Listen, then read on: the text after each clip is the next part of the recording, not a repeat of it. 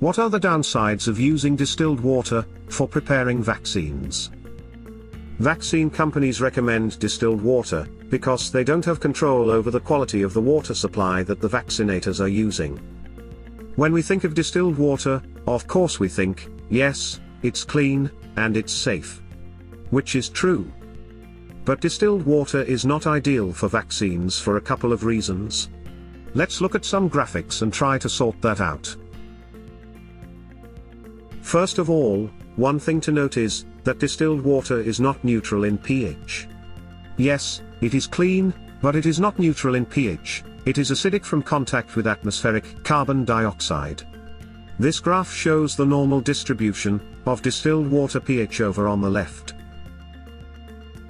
For example, out of 100 samples, a few will have a pH as low as 4.8.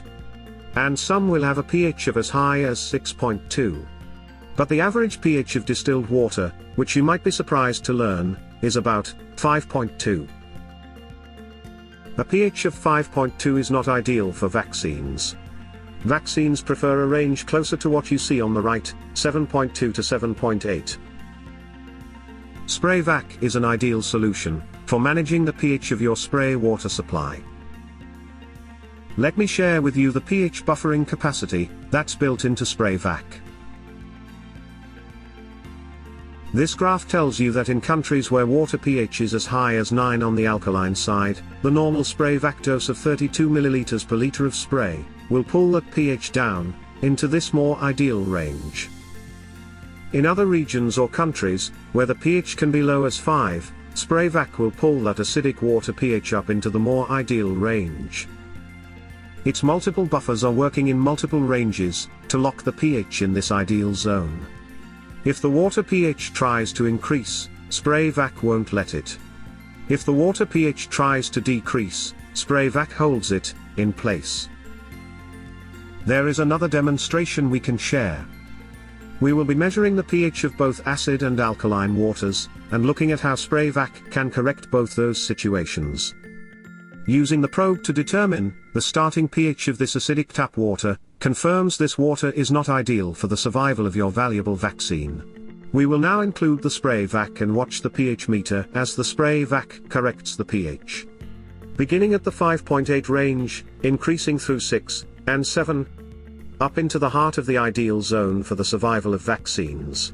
In addition to improving the pH of this spray solution, Spray Vac is also providing the antioxidant power to sequester oxidizers that may be present to harm your vaccine, while improving the electrolyte balance. Now, we'll prepare to test the effect on the alkaline tap water solution. Again, using the pH meter to confirm that this alkaline water is not ideal for the vaccine. Let's add the Spray Vac and watch the pH improve. We now see the same Spray Vac reducing the pH of this alkaline water, making it more ideal for your vaccines. This graphic represents water as a rich electrolyte concentration, unlike distilled water or farm water, which is hypotonic, with few electrolytes. Vaccines finding themselves in a hypotonic solution begin to imbibe water, or pull water inside their cells, to try to dilute the inside of their cytosol to the same concentration as the outside of their external environment. The cell continues to fill and stretch, until eventually the cell bursts. What remains afterwards is dead cell debris, not a live vaccine. The best example of this effect is work done by USDA researchers, who sprayed Mycoplasma vaccine in distilled and in stabilized water. Let's look at the results. The graph shows the survival of two different Mycoplasma vaccines, introduced into two different water solutions. The water depicted by the blue is water stabilized with Spray Vac. The water depicted by the green is pure distilled water. You can see that the distilled water for both Vaccine A and Vaccine B, within 15 minutes of being added to the water, has lost 60 to 80% of its titers. Whereas, the vaccine that was introduced into the stabilized water was completely preserved by Spray Vac. If you need more information on how Spray Vac can preserve your vaccines, contact Tradvet, your partner in animal health.